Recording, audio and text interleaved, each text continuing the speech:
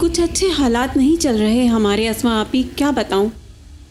आपी हम लोग बर्बाद हो चुके हैं और पता है हमें विरासत में भी कुछ नहीं मिला।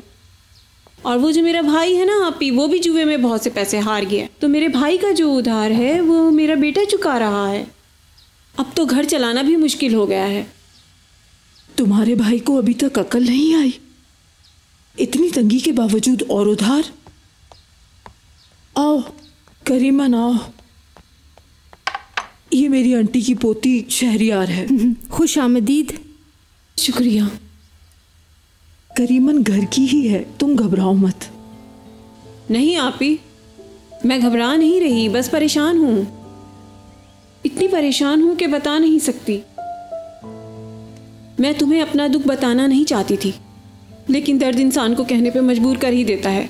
नहीं नहीं, आप गलत समझ रही हैं, ऐसी बात नहीं है। कसम से मुझे खुद से ज्यादा अम्मी का दुख है अस्मा आपी। ये वक्त हमारे लिए आजमाइश का है आपी।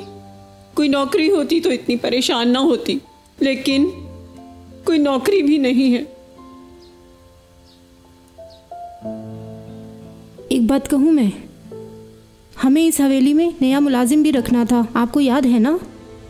तो मेरे ख्याल से हम इन्हें रख लेते हैं, वैसे भी ये आपके रिश्तेदार हैं। क्या वाकई यहाँ मुझे नौकरी मिल जाएगी? पहले मुझे जरा बात तो कर लेने दो, देखते हैं खानम साहिबा क्या कहती हैं। आप भी प्लीज अल्लाह के वास्ते मेरे लिए बात कीजिएगा।